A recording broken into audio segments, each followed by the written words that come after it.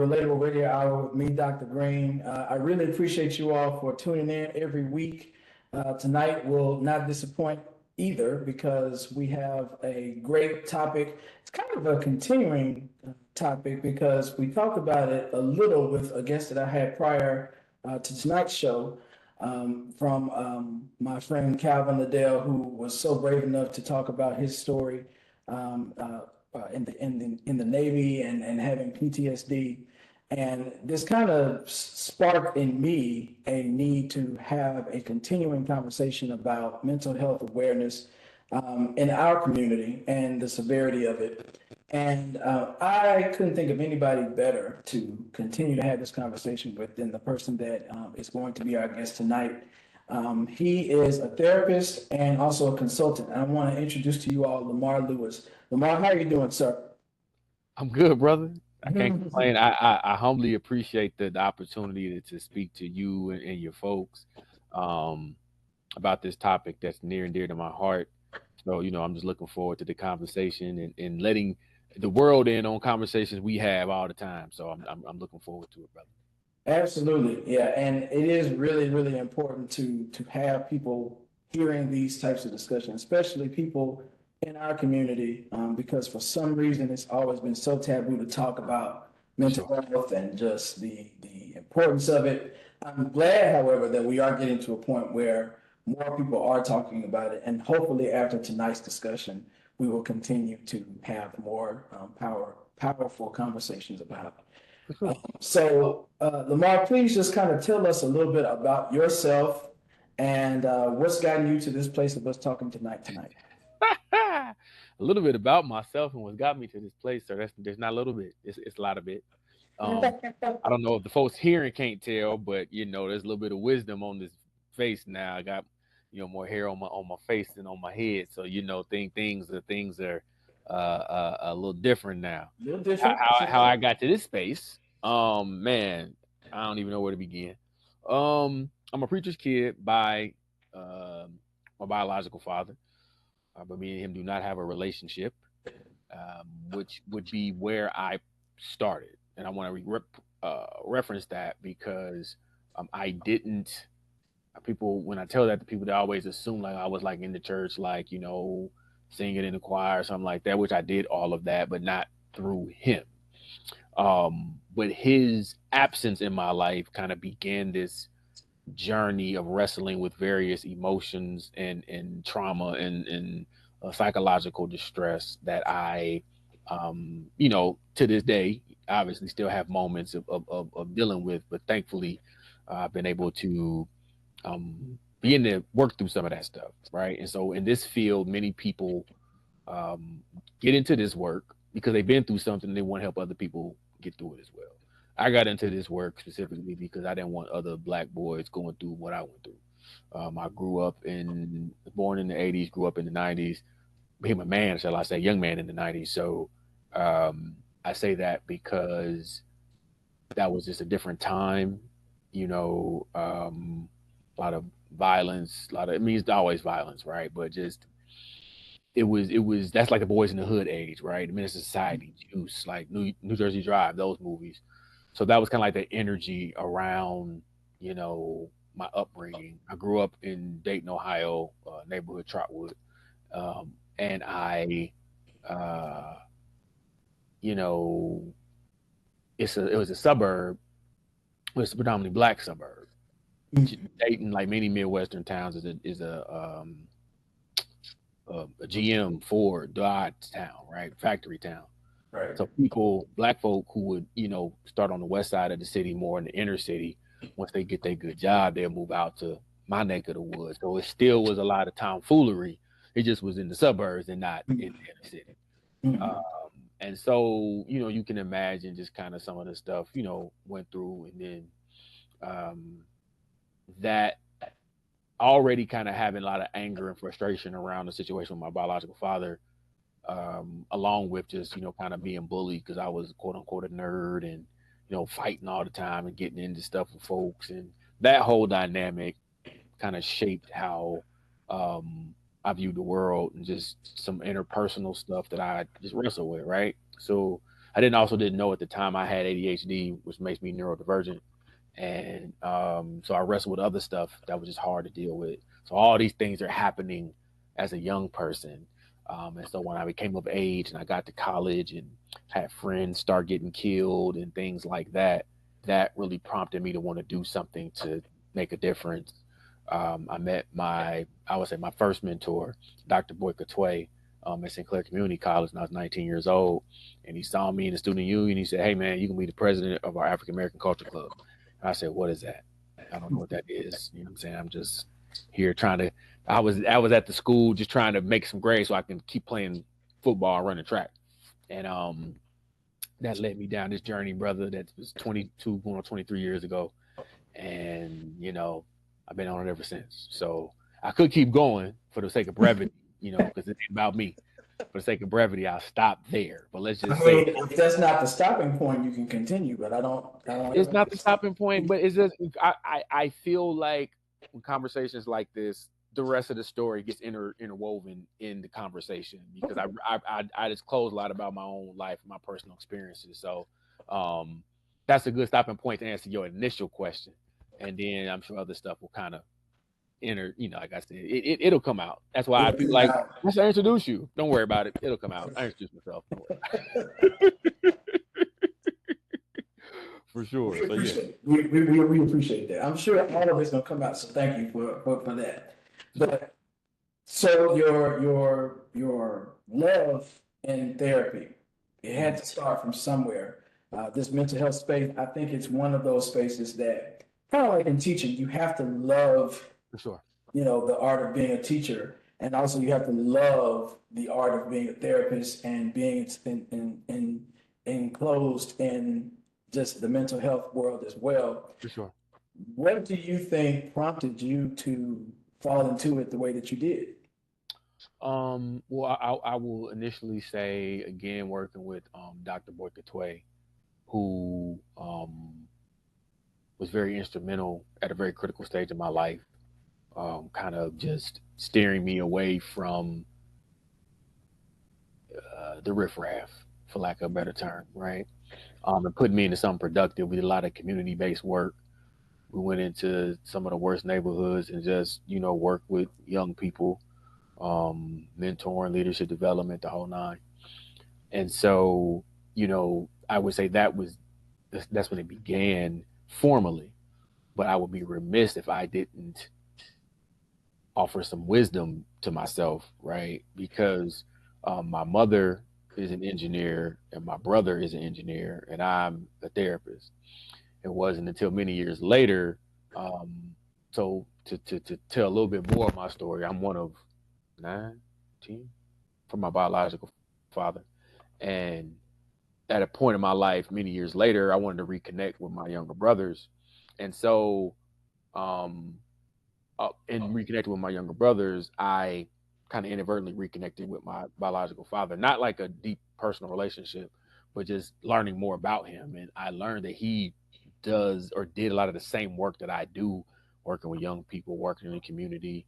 And so I say, when you ask me about my love for therapy, it was kind of always there. And it was that part of me that I felt kind of outside of everybody else, right? Like I felt kind of othered because, I like math. I like counting money. I don't like math the way my mom and my brother like math. You know what I'm saying? Like I like school, but I didn't like school the way they did. So I always felt like different. And people from the age, I can't even remember how young, people just like talking to me. And I've always kind of been empathic and caring. And I think based on how I was coming up in the world, I had to hide a lot of that. You can't be sensitive. You can't be caring. You can't be emotional. Growing up in certain environments, you become a target. Mhm. Um, I never liked that feeling. I don't like bullies. I fight bullies. I've always been like that my whole life. So I don't, you know what I'm saying? I don't want to. I don't want to keep doing that. So I just would. It's easier for me just to hide that at these very critical stages. And I share that because I know a lot of men our age and older, and a lot of young men now still do that, hide their sensitivity and hide their emotions because they're trying to protect themselves, right? Mhm. And so my love for it comes from the fact that I'm not healed in the sense of I'm still working through stuff like we all are. However, I've done some things that have worked. Like Seneca says, I'm not a healed person. I'm a person in the hospital showing other people where help is. That's kind of how I view therapy. And so I come alongside people who are in their worst moments and say, hey, I've been there. They may not be exactly the same, but there's not too much somebody can tell me that I'm just going to be like, oh my God, I've heard terrible stuff my whole career and I've experienced terrible stuff. So I understand the worst of the human condition, but I also believe in the best of the human condition. And that's where my love for it comes from. Every time I tell myself, because my other business ventures may be doing better, I want to stop doing therapy. I'm always reminded that I don't get any of that other stuff without being a therapist, without helping people, without helping to heal these emotional and psychological wounds. So I make it a point to always be available in that way, in some way, even if it's not as much as I used to, because I know what my charge is. And so I love it because I really don't know nothing else to do. Like I tell people all the time, I can't sell cars, I can't sell stocks. That ain't my gift. You know what I'm saying? My gift is people. I heal people, I fix people, help people fix themselves is a better way to say it. So that's why I love to do it. I love it, and I love who I work with, who I work for. I work with people who look like me, who need what I have to offer, and if nothing else, it's just to hold space and validate them, because we still live in a world where we're not, and we still live in space, operate in spaces where we're not validated and we're not embraced and loved and appreciated. So my job is to provide hope to everybody. I work with people, all kinds of people. I don't want to make it seem like I'm only limiting myself. Right. However, I know I have a specific call to work with people, and specifically men who look like me, young and old, who have all this stuff to unpack and don't feel like they have a space to unpack it in. And I'm so curious about the space of being in mental health, especially in particular with Black men, For sure. because that is something that is, well, first of all, mental health, as I said, is just such a taboo in our community in the first place. And I'm sure you've seen and probably heard some statements about just how Black men aren't supposed to be a certain For sure. right. In some ways, some instances, we're almost seen to be monolithic robots who this is like a cookie cutter version of what a Black man should be. Absolutely. No ifs, ands, buts about it. But with you being in therapy and in mental health with these Black men, Mhm. you're kind of seeing a completely different side of that population of people. So I would love to just kind of know, just first and foremost, how how is it in that space to give therapy to Black men, and also um, what is the like what type of space do you create for them to go to you willingly and to really divulge some really personal and probably vulnerable moments in their life? For sure. Um, how is it? Um, that's a very good question. I don't think I've ever been asked that before. And I think I'll say it is, um, it can be heavy, Mm, right? Um, but wow. it's also hopeful. I like alliteration, right? So it's heavy, but it can also be it's very hopeful. Mm-hmm. Um, because what I realize is that if a Black man, whether that be in couples counseling, whether that be individual counseling, whether that be whatever, comes to me, seeks me out for help, that means he's aware enough to know his place in society and in his community and in his family, to know that he needs to be better than who he is right now. That that's the heavy part, right? That I'm tasked with kind of helping folks, but we talking about Black men, so we're gonna stick with Black men, kind of figure some stuff out to be better for whomever they're for. And I say that, but primarily to be better for themselves, because something that doesn't get told is how many of us wear many hats and support more people than ourselves, and not just even in our immediate family. I'm a big brother. I'm an uncle. I'm a big brother to everybody. Like I just can't help it because that's who I've been my whole life, right? I'm a father figure. I'm an OG. I'm a big homie. I'm a, you know what I'm saying, a teacher, a mentor. Like I'm many things, coach, um, to many people. And I know if I'm not well, I can't be that Mhm. for all the people who I'm there for. This is outside of my home, Right. and I know that there are way more black men like me who fill the gaps for other black men than than those who get credit for it. Right. And so it's heavy because I know what that weight can do. But it's hopeful because they know, hey man, something's not right. So I need to figure it out and I just need some outside help. Mhm. And oh, I stumbled upon this guy who the first time I meet you, I'm gonna tell you, yeah, it's difficult now, but if we can figure this out. I believe we stronger together. Let's figure this out. That's where the hope comes in. Mhm. And I so to transition to your second part of the question, what kind of space do I create? It's a space for hope, right? It's a space for um, openness and vulnerability, and words that are kind of cuss words to black men, right? A place to be soft. Mhm.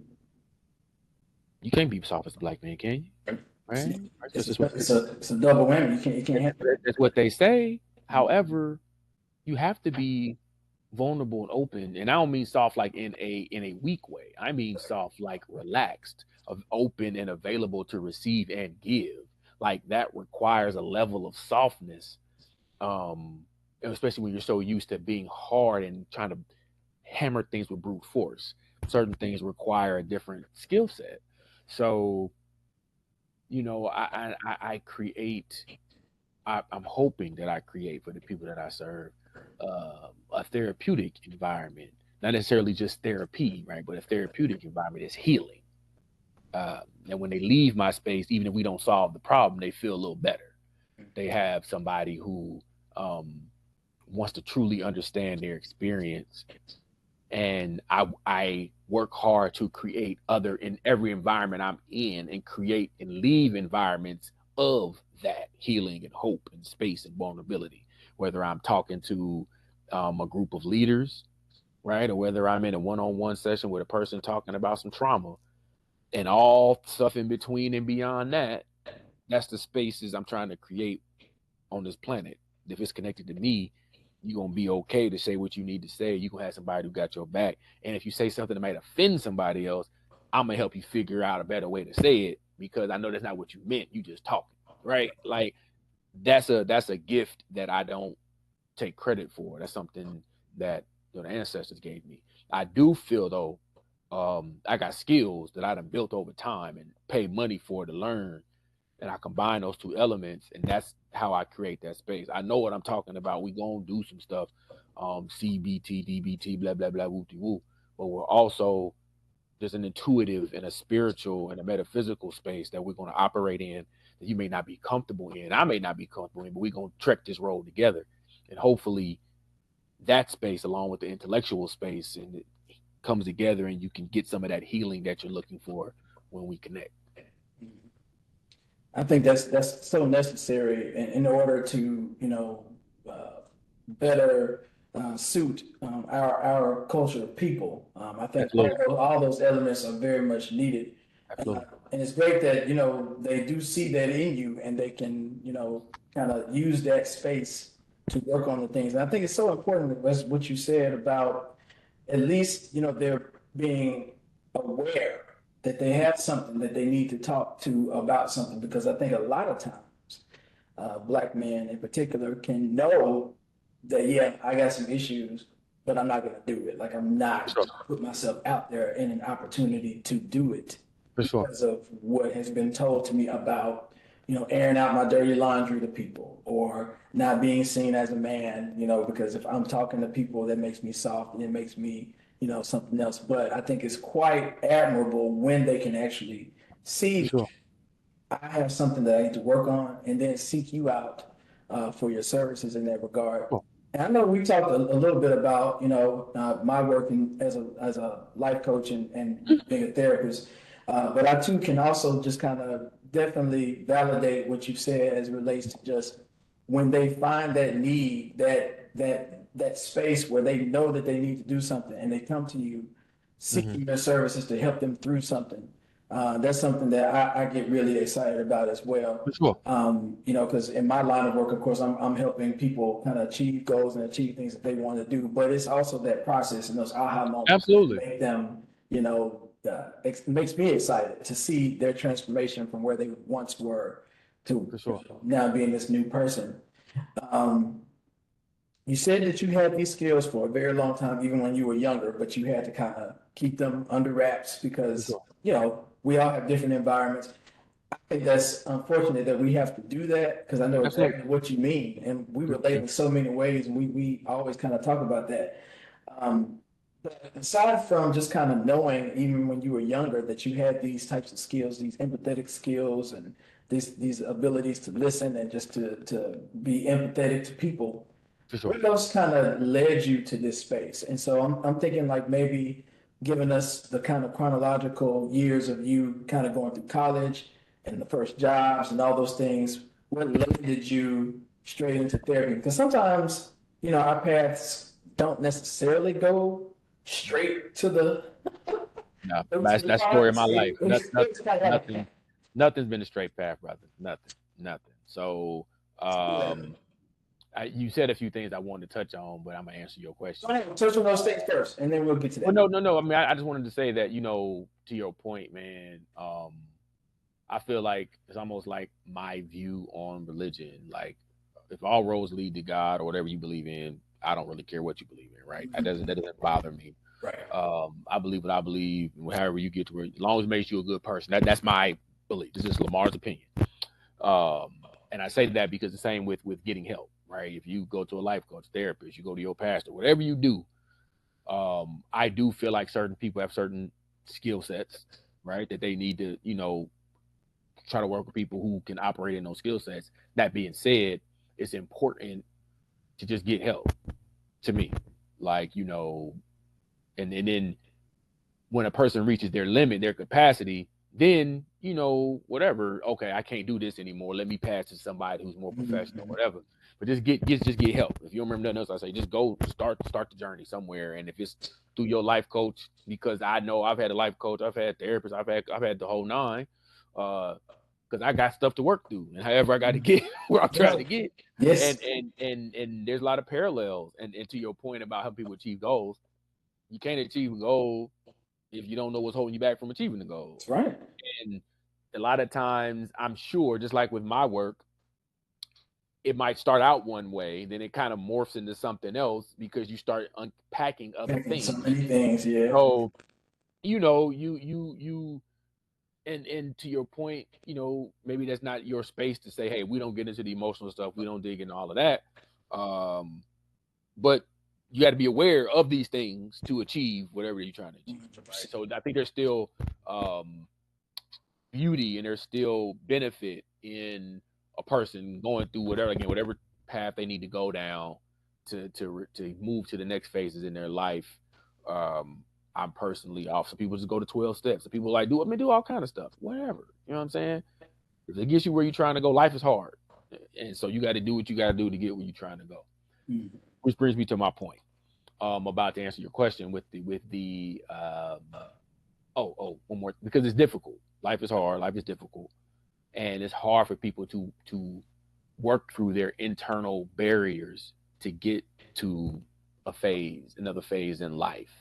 And so, much like you, I'm just proud of people in general, but brothers specifically who can say, "Hey, I'm trying to get somewhere. Can I get some help?" and reach out for it. So, again, paralleling my own personal story. Um, so we'll pick up from meeting Dr. Tway, working in the community. I ended up transferring to Wittenberg University. I was chasing a girl, and that didn't work out. But it led me to I really can't speak too ill of my experience at Wittenberg. Now, at the time, it was a lot of mess, a lot of stuff. But looking back on it, it was definitely what I needed. I still have friends and professors who were instrumental in my life, who I'm still in contact with, just like I'm still in contact with Dr. Toy.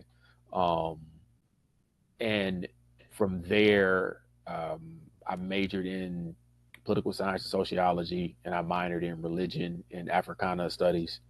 Um, it was a difficult road. Again, I didn't know I had ADHD, so I had a lot of executive functioning deficits that hindered my scholastic achievement at that stage. I just wasn't, and to be fair, I never really was a school dude in the sense of formal learning because I knew at a young age they were feeding me crap. I was in the gifted program from like third grade on, but then I flunked out of it pretty much, which you have to call it what it is, because I just got when I got to middle school, it changed from like this very experiential learning process where we did all kind of stuff in my gifted program. Then go to middle school, it's just like all the smart kids are together, and there's nothing wrong with that. I want to be clear. I'm just saying that the level of ingenuity and innovation wasn't in the teaching anymore. It's just regular teaching, just with all the smart kids in the same class. And so I got bored real quick, and then that's when I really was going through some emotional stuff. Um, so then I kind of went down like almost to I don't know what they call it now, but it used to be called remedial when I was growing up. Like I went from gifted to remedial, like that's how much I was bugging out. And but I always had teachers who would be like, something's not adding up with this dude. Like he's a little, and then when they really started paying attention, like, oh no, he's a genius, he's bright, like he's super smart. Why is he in this class? And like then that was the whole thing. And that's kind of been my most of my experiences all the way through, up into my master's program. But I don't want to skip any steps. So after much hell and high water, got through my undergrad program. I'm not gonna get into that. That's a whole nother hour within itself. Um, but at that time I got into the entertainment world, so I used to rap and do music and act and the whole nine. So that was my focus for pretty much most of my 20s. Maybe kind of gave it up as intensely in my like early 30s. Probably earlier than that, but we'll just say 20s, the early 30s. So I moved to Atlanta and to pursue a career in entertainment. But through all that time, I've been working in like group homes, working with at hope youth. I don't like the term at risk, working with youth in foster care and things like that. Starting from my college days up until I moved to Atlanta. I got a job working with kids in various group homes and foster homes and stuff. Um, Bounced around in that circuit, and we call it community-based mental health, um, where like at a certain point in Georgia, they deprivatized mental health services, so you didn't have to go to the hospital or things like that. Other agencies, like me being a therapist now, if I wanted to and I followed all the guidelines and checked off all the boxes, I can start an agency billing Medicaid for people who receive Medicaid, Medicare, those type of insurances. Um, so that's where I started really cutting my teeth in mental health. I wasn't a therapist then; I was what you call a paraprofessional. So I did a lot of skill building stuff. That being said, I was doing a lot of therapy. I would get introduced as a therapist by people's family because nobody knew the difference. And I didn't know what I was doing. I can be honest. I just was a person who liked helping people, helping kids. So I did a lot of things that I didn't know probably I shouldn't have because I was trying to be helpful. And so fast forward, I work at a couple group homes. I get what I consider my first good job as far as pay, about 2011. And again, I don't know what I'm doing because that's not my background. Wasn't in this the admin kind of stuff. I've always been a leader, but like administration and knowing how to manage people and stuff like that, I didn't know what I was doing. I was a young dude chasing dreams, trying to make some bread. And I bring that up because there was a very dysfunctional place. Ended up closing. The feds ended up shutting it down for it's a long story, long story. But to make a long story short, we ended up while I was there, I knew something was gonna happen. I just felt it had too many different signs and omens, and so I have friends who went to this school called Argosy, which no longer exists anymore. for various reasons. I need to check on Department of Education with that and give me some money off these student loans. But that's the only place I knew about they did masters in counseling. I didn't know. I didn't do any research. I didn't check out no other places. I didn't know any of this. This is like 2013. And so I ended up March 2013 getting accepted into Argosy. It was a very strange process in hindsight. But I got in and I started class. The place closed in like the summer of 2013. So I didn't have a job for a while. Got back in working in group homes, psych hospitals, stuff like that. And that kind of had been that space for a while. So I started my master's program because I needed a job that paid similar to what I was making. And in mental health, behavioral health services, if you ain't got a master's or a license or something, it's just the money ain't there. You're going to keep making very low wages, doing what I consider the grunt work, which I cut my teeth on. But I was at a point in my career where I'm like, okay, I need to do something different. So I'm in this master's program, bounce around a few state programs. My daughter is born. And then I go start working for this place called, well, I ain't gonna name the company, but it was a community service board, where I started working in the program. And then a couple years after that, I got promoted to manage the program, and they added some programs under me. Then by 2021, man, it just wasn't working no more. And I jumped out on my own, started doing my own thing. That's where I'm at now. That's the very short story. It even seemed long saying it, but it's not even the half.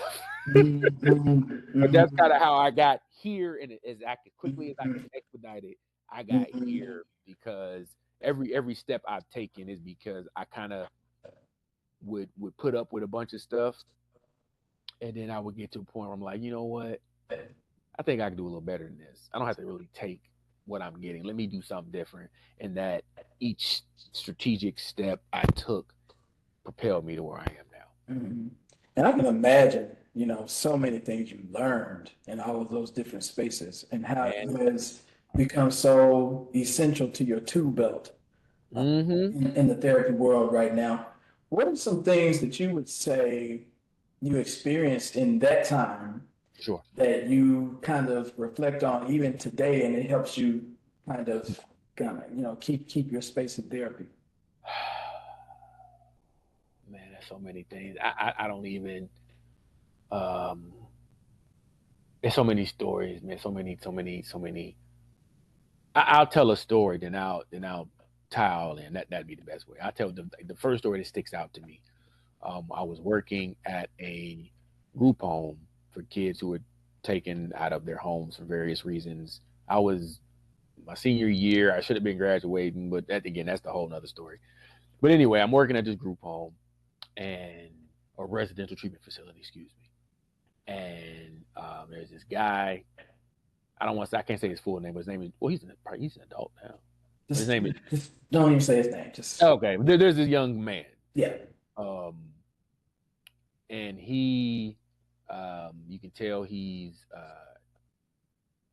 of mixed race, so he has, that going on. But he was angry. He was physically developed, but he was young. You can tell he was like 12, 13, but he had muscles. You can tell when you get into these settings long enough, you can tell kids who it's almost like, I hate to say it, it's almost like jail. You can tell the kids who've been in before, they know what to say, they know what to do, know how to work around the system. And if you're not in tune with that, which is partially why I got fired from this job, I was in tune with it, and they didn't like that. This young man, why I want to bring him up, because I was young, I was fresh out of football track. Like I was the fight breakup man. They call Lamarr breakup the fights. And this young man, for some reason, I don't remember what I did to him, but he was mad at me one day, and he tried to fight me, and I wouldn't do it. I just kept telling him, if you touch me, I'm gonna hurt you. I don't care enough about this job. I don't make enough money. If you swing, I'm not these other people. You swing on me, you're gonna get everything you're asking for. And I've lived my life. That's my granddaddy speaking out of me. I live my whole life like that. I don't want no problems with nobody. But if you give me problems, I'm forced to answer and resolve said issue. However that looks. However it looks. However that looks. But I told him, I'm not gonna do this. I'm not entertaining this with you. Because you think in your mind this is what you want. But see, my mind at that time wasn't even fully developed. But your mind less developed than mine. So you ain't even thinking about the potential outcome. You think, oh, he's worked for the state, he gonna do it. He's not gonna Right. put his hands on me. It's what you think. Right. Till you can put on your head. Then you're gonna learn that that's not what this is. Right. You have to carry that energy, even if you don't do that. You Wow. have to carry that energy in these spaces, because if you don't, again, it's really parallel to jail. My stepfather is a correctional officer. He's been a correctional officer for years. So our stories parallel a lot. It's still manipulation, trying to get over, et cetera, et cetera. So if you carry yourself very timidly, you'll get they'll try you. Right. Here's the caveat that I want people to take away from it. So I knew it was a lot of bluster, but he was really mad. Eventually he calmed down. So, like most little situations, it's because you're there 8 to 12 hours a day with these young people. So it's very intimate kind of bonds you build. And some kids may not like you because you remind them of somebody who sexually abused them, who physically abused them, who was a case manager, pulled them from the home. Like, there's a lot of other dynamics at play that at the time I didn't know. As I look back on it now, there's reasons why some kids have never seen a black man in authority before. They push back against that. Like, it's so many of them. Some have never had a man in authority in their life. So when they see you and you giving them rules, they buck against that, right? It's a lot of stuff that happens. Well, this young man, I want to say his name so bad, but I'm not gonna say it. This young man, he after a few days and everything kind of went away, he came to me one day. He said, "Hey, Mr. Lamarr, can you get me write a letter to my brother?" And I'm like, I'm naive. Again, I'm in college. I'm like, just write one. Like, where's your brother at? His brother was in jail. Come to find out, this young man can't read and write. No. That was part of his anger. And I think now I'm thinking back on it, that may be why he got mad at me. I may have said something like sarcastic to him, or he may have took it sarcastic. I don't remember what I said, but I felt like it was something along him, and he may have took like me calling him stupid. I think it was something along the lines, if I can remember correctly. And so once I kind of broke down, like that wasn't my intent. I sat with this boy every day, and we worked every day on reading, writing. This is like, nobody's paying me for this. And I'm getting emotional thinking about it, because I think about one of my colleagues who was like, the young boy, he calmed down, he did well, he started doing well in the program to the point he got adopted. And I remember, now I feel like I need to find this guy. Hopefully he's still living. My colleague was like, "Man, I know that boy got adopted because of you. Nobody in this place is going to tell you that, but I'm going to tell you that."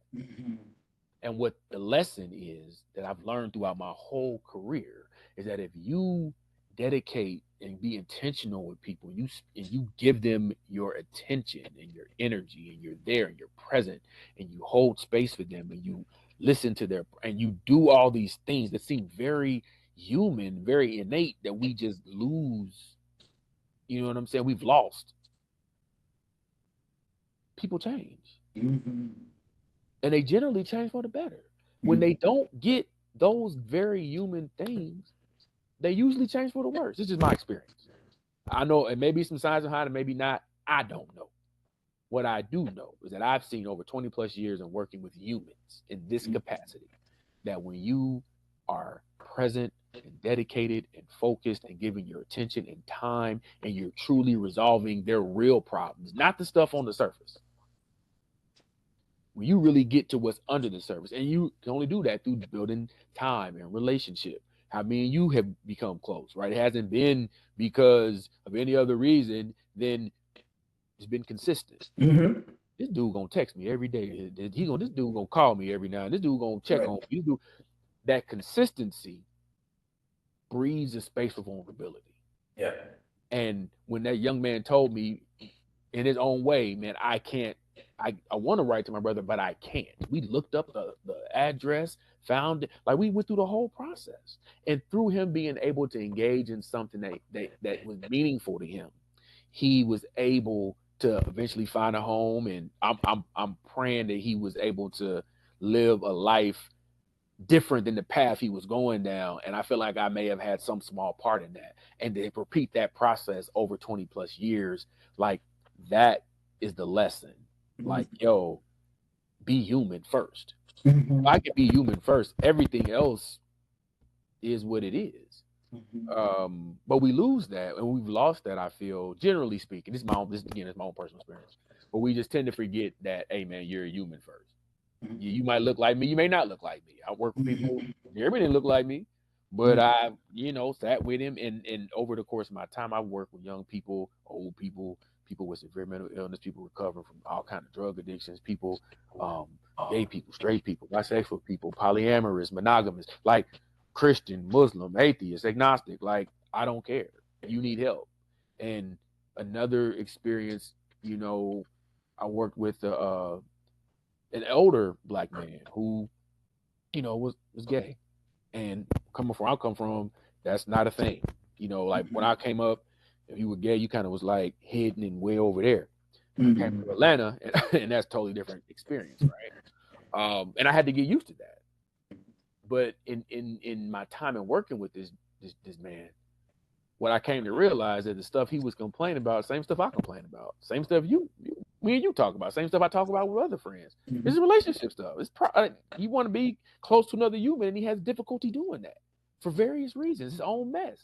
We all can relate to that. I don't care who the person is you're trying to connect to. Let's help you connect to whoever you want to connect to. That part of it, again, the human element is what I connect with, and what I have been gifted the opportunity to in all the spaces I'm in, remind people of is, despite all of that, you're a human. I'm human. We're sharing this human experience. And like somebody said to me not too long ago, we're spiritual beings sharing this human experience. Yep. And this is just the outer shell. And it sounds cliche, but it's true. And I think that for Black men specifically, if you approach them in a very clinical, antiseptic way, you're not gonna get them. And I don't approach them that way. I tell them from the beginning, hey, I could put on, a smock and my glasses, and I can cross my leg, and I can flash my degrees behind me and tell you, how great I am, and use all the language you want to hear if that's what you want. That ain't me. Right. This is me. How I'm talking to you now is how I talk to my clients, how I talk if I'm in front of some, if I'm preaching a sermon, if I'm whatever I'm doing, this is how I am. I'm in front of a group of people. This is Lamarr. I can't be nobody else. And that's what I give, and I hope I give to others, is you have to show up as your authentic self as best you can. If you can't, what are the things that's keeping you from being your authentic self? And not the things that are external, because there's nothing we can do about that more often than not. But what about the stuff that's inside of you that's keeping you there? Let's flesh some of that stuff out, so that hopefully when the spaces that you reside in, you can be your whole self. I think that's such a profound way to put that, in the sense that just being human and treating people like other humans is so key and so ideal. I mean, because we're all humans, but for whatever reason, we forget that connecting with other humans really just falls into like a very simple formula. It's not rocket science. It's very, very, very simple. For sure. So many probably varying reasons as to why people tend to forget that, but I'm glad that you are remembering that approach with your clients and everybody you connect with, because that is definitely the bona fide way to help people and to just be able to relate to them. I think that's so important, just to be able to relate to them. And also just great experience with the young man, helping him, because it does sound like you gave him those fundamental skills that he was maybe lacking at that time. To be changed and transformed. Absolutely. I mean, to your point, because we often take what we do for granted, or we minimize it. We don't think about just how much, like, even going through that story again, like I totally forgot about it until you asked that question. And when I've been in other scenarios like this, I always go back to that one, and then I forget about it like it never happened. But the way you frame it like that, like the things that young man went through up to this point explains why he didn't get what he needed to get. You know what I'm saying? And far be it from me, if I have an opportunity to help, why not? Why not? Right. You know? And I think that I, not to say that that's always served me well, but I will say that I believe it served me a lot better. Like I feel like my life is better, and the lives of people I interact with is better, despite some of the negative outcomes I may have received just by trying to be a help to somebody. You know what I'm saying? So like I wouldn't change anything. If I had to take a couple L's so that other people can win, and then eventually I win, I'm cool with that. Like that's part of the game. You know what I mean? And I think that I've had to learn that even despite my best efforts, you're not going to be able to help everybody, because help is something an elder clinician told me one time is like, I can help you if you want my help. And it sounds simple, but when you try to help people and you get pushed back, and you go through those experiences, and I'm sure you understand as a life coach, you're like, and just, and other stuff that you do, you try to help somebody and they push back, you realize you don't really want help. You say you want help, but you don't really want help, or you don't want my help, or whatever the case may be. And that's okay. If I can lay my head down at night knowing I did what I was supposed to do, then I'm cool with that. Like I did, and it's taken a while, and in various settings I've been in, like it would really bother me because again, I'm an empath. I feel right. I would feel bad when kids would make bad decisions, or I feel bad when a couple would decide to split up, or I would feel bad, and then I just had to really sit with it. And it's something that one of my friends, he's passed away. We talk about lessons. That was the question he would always ask me: is what's the lesson? If I come to him with something, he's like, well, what's the lesson? What you gonna take away from this is gonna make you better? And in since he's transitioned, I think about him and speak about him a whole lot, probably every day. Just because he was that wise. He would always drop a jewel that was relevant, and so he told me one time situation similar like that. He's like, man, you did what you could do. These kids can do what they want to do. You can't do nothing about that. And he didn't say it that way, but that's how I received it. Like, if you didn't do everything you could do, that's one thing. But you did everything you could do, and if this young man still chose to make this decision, it's out of your control. And I didn't really understand the concept of control for many, many years. And once I really got that, like, there's nothing you can do to make another human do something. You can manipulate, you can, withhold. You can do a lot of things you can do to do your best to alter a situation. At the end of the day, though, they still got to choose to, do whatever it is you're trying to get them to do. And if they don't choose to do that, there's nothing you can try to force them. But you know what I'm saying? Like, I think that's something that I really have had to accept, that you can do your best and it still not be enough, and that's okay.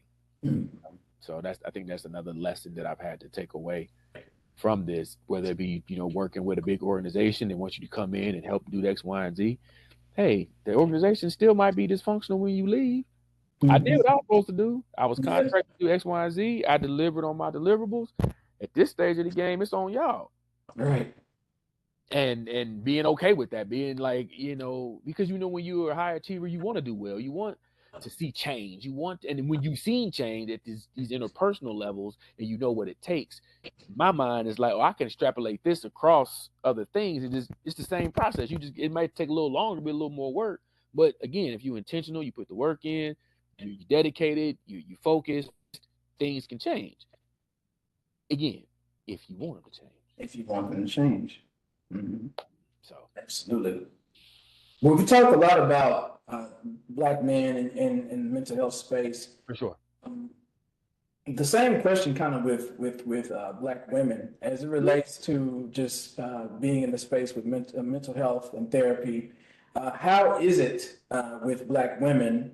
And also, same question, how do you create that sense of space for them as well to, also be in that same regards as it relates to therapy? For sure. I mean, I'm in Atlanta, you know what I'm saying? So Black women run the mental health space. You know what I'm saying? black women, and white men at the top. You know what I'm saying? From my Wow. experience. I'm not to say black men ain't there. I don't want to make it seem like that. It's just Right. what I began to observe as I moved around in various systems was that I was a rarity. And I didn't really get that until I started noticing, like, you start looking at leadership and who's in what positions or whatever. And unless you kind of like in the business lane, it's kind of hard, And I'm saying that's my experience. And so when I got into private practice, I started seeing, I've seen women, off and on as a therapist, but started seeing them more. Um, I think that most women who I saw will come because they want a male perspective on whatever they're dealing with, whether that be a relationship, trying to get a relationship, things like that. Um, and I create the same space for them like I create for anybody. I want it to be open and safe and inviting, therapeutic, helpful. You know what I'm saying? Hopeful. Um, like it doesn't. The game don't change no matter who's in front of me. Um, the lingo might change a bit, but a lot of times I find no matter who they are, they understand what I'm saying. So there's not I don't do a lot of code switch, nothing like that. I don't use certain like I'm not gonna be offensive for sure, but I'm just saying like I don't shift anything. Like I said, when you get me, you get me. And that means male or female, you may not like sometimes what I have to say, and I might not like what you have to say, but that's not an excuse not to continue with the therapeutic relationship because it is to model relationship, how you can manage relationships in the world. So my point is the space I create for black women. Now let me make some caveats. I am sensitive to the experience of everybody who I work with, but especially black folk and especially black men and black women. I understand. I always keep in my mind the systemic stuff they deal with, the intersectional stuff they deal with. If you ascribe to that theory, we're just realizing that this black woman is, um, again, a human first, and my own personal experiences with black women, good or bad, can't shape how I interact with this person. To be fair, I love black women, so I don't, view it any other way. I love humanity, and I think that's my approach with everybody. Um, so I just try to create spaces that are open for whomever, but specifically to answer your question, black women, to feel like, oh, this ain't another black man who gonna dismiss what I'm saying or who's abusive or offensive or whatever the case may be. I don't, that space to me is sacred. It's very much like whatever your faith base is, whatever your spiritual home is. Some people take their shoes off before they go into where they pray. Some people, there's certain things you just don't do in certain settings because it's sacred. And that's how I view the therapeutic space. Like it's supposed to be cherished as such, because people's stories and their experiences are that precious. And if you take that lightly, whether knowingly or unknowingly, you can do more harm than good. And my hope is that I'm always trying to do good as best I can. I don't always succeed, but I don't mean I don't try. And I think that for black women, especially, creating spaces where they can feel safe, because they're under threat like we are, but they're different because they're women.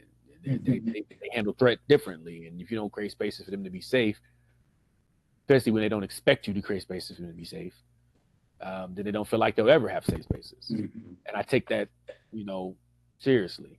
Does that mean it's always conveyed the way I would like for it to be or received? Not always. Sometimes people's stuff gets in the way of my best intentions, and sometimes my stuff gets in the way of my best intentions. I'm aware of that. So, that doesn't mean I still don't try to create those spaces or work to create those spaces in collaboration with them and give them what I hope they need in those moments. I feel like I do a pretty good job, but it's always room for improvement, man. So, like I said, it's the same. It's the same with understanding they have unique experiences that I have to be sensitive to. Mhm. What would you say are maybe the top two, top three, not, definitely not more than three, but top 2 to 3 um, reasons Black men would come to therapy and also the same for Black women? that you've seen, that you've observed? So I'm going to try to do this, but I want to also preface with there's always a couples element because I see a Of lot of course. couples. I do a lot of couples therapy, so I want to make sure I put that out there. Right. So for Black men, I would say the woman made them come. Something with their relationship, something has prompted them. They didn't got caught doing something they're supposed to be doing, or whatever it is. Something they got drinking too much, or they whatever it is, something like that. Generally, is what brings them into as far as the therapy that I do. Um, that's like probably most of it. To be honest with you, it's always related back to a relationship, a woman, or never say just a woman. Part. Let me be clear. A relationship. It doesn't always have to be with a woman. I have um, a few queer clients who I see, so it's a different dynamic. But generally, it's a relational issue. I just mostly see heterosexual men, but I do see men who present as gay, bisexual, queer, the whole nine. Um, so there, you got that. So relational issues. Um, then I would say kind of like well, I do sex therapy, so I see people who have sexual issues. So that's I would say that's relational, but it's kind of like I'll make it separate. They're not performing sexually how they want to. And then third, I would say is quality of life stuff. They feel stuck. They don't feel like they're moving forward in life. They don't have meaningful relationships, things like that. They want some outside perspective. I'll also throw in quality of life trauma. They deal with some sort of trauma that they're trying to work through. For Black women, um, it's relational too, but from a different perspective. A lot of times they're trying to either get over a breakup, decide they want to break up, um, or they're not hitting the type of relationships that they want. And then for Black women, a lot of times it's just maintenance. Like Black women don't have a problem going to therapy, so it's a different kind of thing. They don't necessarily be prompted to go. Sometimes it's just I just need to talk to somebody and you was available type thing. Um, that's generally it, bro. To be honest with you, you know what I'm saying? So would you say that it's more likely for a woman to come in and want to find a therapist to talk things through versus a man who probably does need to, but Absolutely, from okay. my experience, Yeah. and it's not that they don't um want to. It's just that, like I was saying earlier, a lot of times they got to be forced into it. They got to be forced into, again, something has to happen a lot of times. I mean, I was like that. Like, sometimes it's like you got to be like, okay, and this ain't working. I need to figure something else out. Whether you can, the best of us, I would say, not only say the best of us, but the best option I would say is figure it out on your own. But for many folks, black, white, yellow, green, whatever sexual orientation, the whole nine, um, a lot of folks require some sort of crisis in your life to make you be like, you know what? Let me go talk to somebody. Very few people just like, you know what? I don't have no reason. I just wanted to just talk, get this stuff off my mind. Yeah. So I'm glad you brought that up because I was going to counter that question with this in saying I know that there are some listeners that are listening to our show tonight. for sure, Maybe this conversation is getting them, just a little bit closer to uh, tapping into mental health, that mental health space, connecting with sure. a therapist, a counselor, whatever it may be. Mm-hmm. What would you say to someone who's listening who is perhaps on the fence about pursuing a relationship with a therapist or a counselor? What is the thing that you would say, hey, if this is going on in your life, this is why you need to come and connect with a therapist or a counselor? What would For sure. it be? I'm going to answer your question, but in a different way, if I may. That's fine. What I try to tell people is your mental health or behavioral health is just a part of your regular health regimen. It is.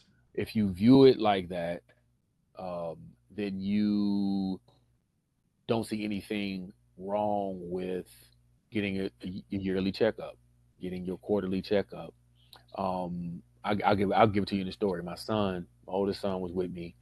One day I think we were going school shopping for him or something, and I had a therapy session. So we just kind of hung out the whole day.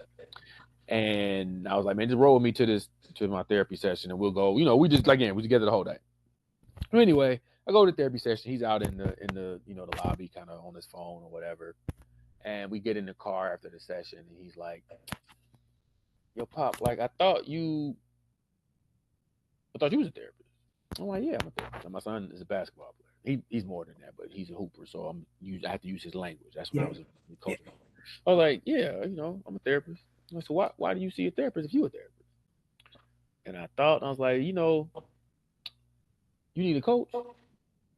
Kobe has a coach. Michael has a coach. Like, no matter how good you are, you got to have somebody to give you another perspective. And that's what therapy is to me." He was like, "I got it. That makes sense." That's what I would say to anybody on the fence. Like, it's not about you not being able to handle your own problems, not about you being weak, not about you not being able to, just handle life. That ain't it. Like, for those of us who, understand personal growth and development, some people will pay for a life coach before they pay for a therapist, thinking that I can get the same kind of stuff. And I'm not saying you can't, because I believe Doc, brother Doc, Sherman, has a you are a brother and you still a doctor, so it's all. It's cool. I like yeah. It's cool. But brother Dr. Sherman, or Dr. Brother Sherman, is provides a space where you still can grow. And again, like I said earlier, if that's what you need to kind of get into that door, that's fine. Whatever, works for you. However, there are some things that we all wrestle with underneath the surface, whether that be that little bit of anxiety, some imposter syndrome, a little bit of depression. Maybe you still grieving over somebody, some trauma. And let me pause on this trauma thing real quick. I just had a whole session with somebody about trauma and what they view trauma to be. And I want to be clear. I sit with guys now, say, "Hey, you ever had any trauma in your life?" They're like, "Oh, no, I've never had any trauma." Then you talk to them over time, and they have been through all kind of stuff. Most people view the word trauma as like survivors of sexual abuse, war, um, police brutality, violence, natural disasters, like these really big things that have happened, damaging car accidents that killed somebody. And all these things are traumatic experiences. That's big T, we would call big T trauma. Then there's little T trauma, these little things that happen to us day to day. Parents divorcing and splitting up, which could be big or little depending on how it impacts you, right? Being bullied, cyberbullying, right? Like, I can go on and on about the smaller stuff that we deal with day to day. Feeling like an outsider in your own home. It just goes on. And it's kind of this chronic, these little things. People might say microaggressions, right? Or these traumatic things that happen. And we've all experienced a traumatic event. That doesn't mean we all live with trauma. I want to make sure I'm very clear on these distinctions. I'm just saying that maybe you dealt with something that you don't know. One thing I've seen a lot about, brother doctor, that I want to highlight, that really made me start understanding. I was in my internship.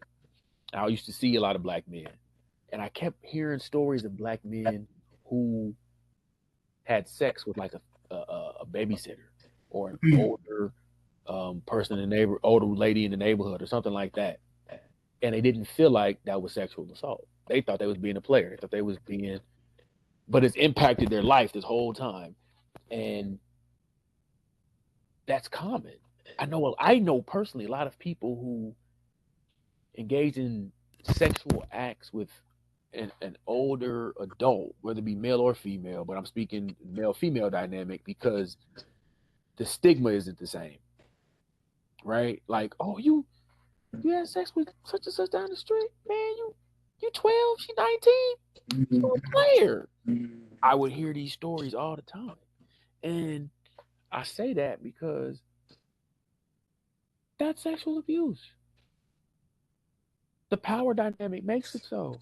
Whether you view it like that or not is something different. These little experiences I'm rattling off my head of these experiences are really upset with people that have heard. these are things you probably need to talk to somebody about. If there's something you keep bumping up against, some internal stuckness that you have, it might be time to just have a chat with a person. It ain't got to be intense. That's the other thing too. Like I tell people all the time, I'm operating your financial reality. Therapy is an investment. Private practice is different. Um, even with your insurance, it's a copay. Like it's just is, but more so, it's an investment of your time. So meeting every week, that's very intense for some people. For most people, we ain't gotta meet every week. We can meet once a month. We can meet every other week. We can meet once every 3 months, depending on what you coming here for. I might recommend you come more frequently, but if you can't, you can't. And that's is what it is. Right. But I think again, a little bit of help is better than no help at all. So I would recommend, if you have a inquiry, just try it out. And now, even though black male therapists are still, for lack of a better term, at a deficit as far as how many of them there are, they're available and things like that. There's still more than there used to be, and I think that whomever you may be, and it's not a black male, a black therapist, a woman therapist, a therapist who's LGBTQ plus sensitive, a therapist who deals with older people, a therapist like whatever you're looking for. There's somebody who specializes in it. I promise you that. And you might have to wait and go through different things. That's a whole nother issue. But try it out. And if you don't like who you talking to, talk to somebody else. Like you're paying them. You don't have to stay with a therapist because they no. You know what? It's just like if this steak is not where I wanted it, I'll send it back. Like what I'm saying? It's the same thing. Hey, it's been real. Here's this last money for this last session. I don't want to do services no more. You don't have to be stuck with somebody who you don't want. Yeah. I know I ain't a fit for everybody, and I've had to learn to be okay with that. Yeah. And the more I talk to you, the more I think about different people who I tried to connect with, tried to work with, and it just didn't work out. And I feel bad, but that's just how the game goes. Eventually, in this field, you work to get fired. If people don't keep that in mind. Yeah, I can have clients for the rest of my. There's some clients I think I'll probably talk to until I retire, which I don't plan on doing for another 40-something years. But then there's some people, man, who they get what they need and they go on, and there's some people who don't really, again, like I said earlier, want the help.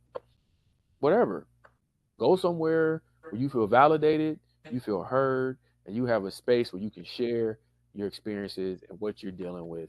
And no matter what their orientation is, no matter how they present, all that kind of stuff, if you're in a space that provides you that, that's the first step. Absolutely. Last question. What is one question? What's one question? What is one word that personifies who you are? Jesus. That's not the word I'm using. I'm just thinking. No. For Yeah, that's for another conversation. One word that defines me, and like as a man, like in general. Just who Lamarr is. One word.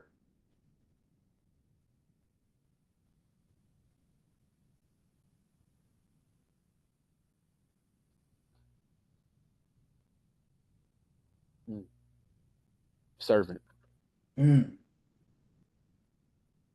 Yeah. I just say that.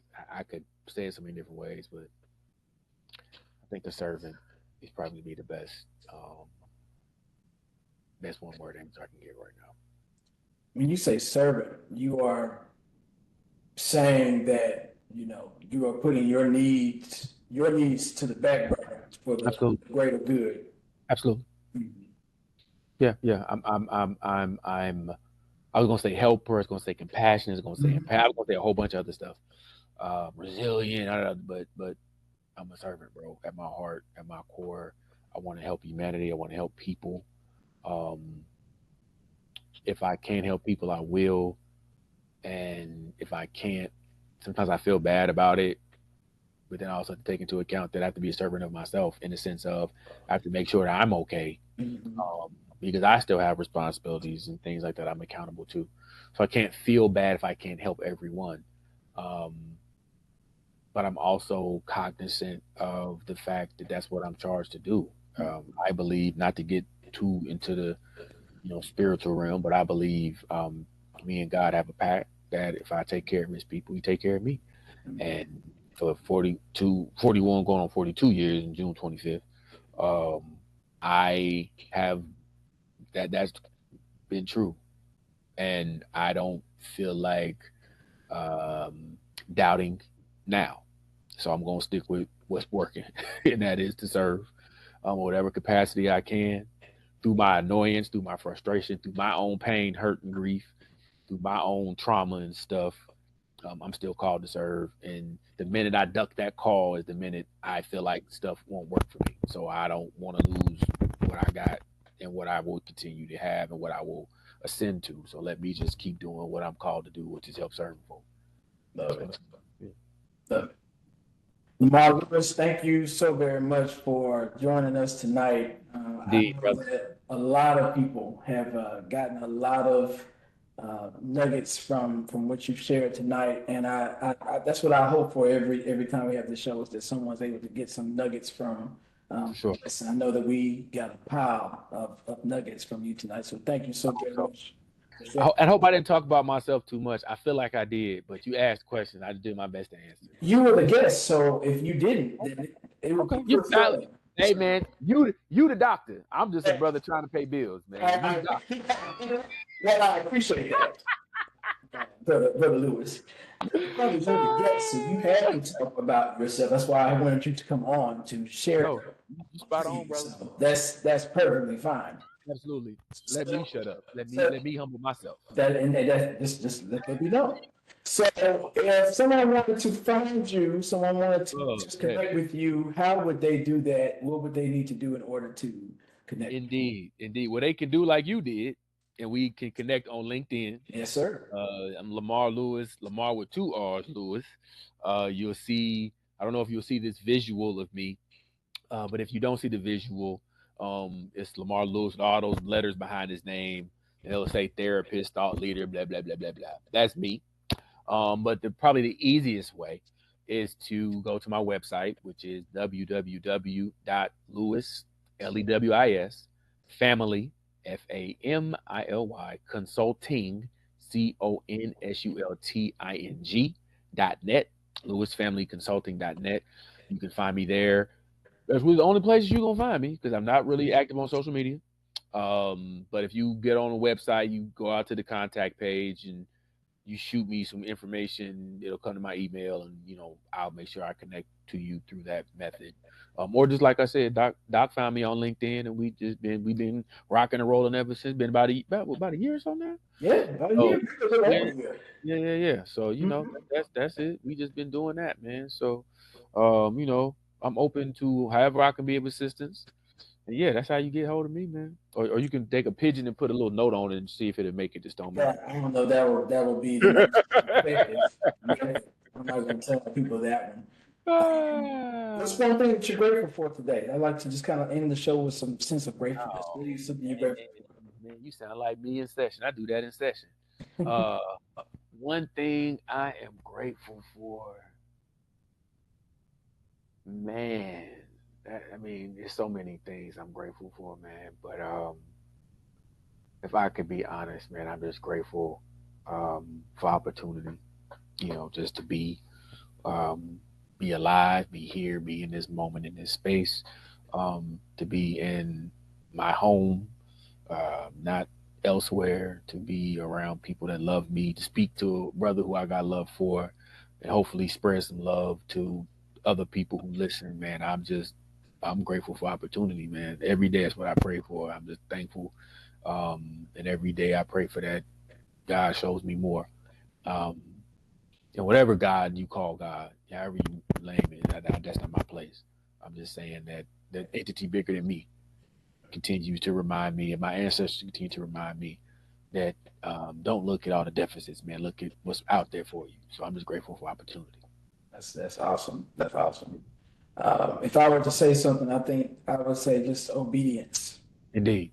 Uh, Oh, two words: opportunity and obedience. Here we go. yeah, obedience. I've been just kind of, I kind of shared this with you a little bit, but just the idea of just being obedient and just doing. what thus says the Lord. If Amen. you need to do something, you just do it. There are times when we hear it and we don't do it, and we learn. And I'm not trying to do that anymore. I'm just going to be obedient and just do. So And dare I say, good brother, the more obedient you are, the more opportunities That's you have. right. That's all I'm gonna say. So those two things are not opposite. Those two They're things, not. in my experience, No, they're not. seem to They connect intertwine. wholeheartedly, actually. That's another conversation. We're going to have you Well, back on, I'm yeah, sure, because I know we got some other things we could talk on. But I want man. to thank you again for coming on. I know, again, Absolutely. that everybody got some good nuggets from it. And I thank appreciate you all for listening to tonight's show. Please feel free to come back again next week. We're going to have another engaging guest, another engaging topic. I hope that you all enjoy the rest of your evening. Have a great weekend. Have a good night. Salute. Have a good one.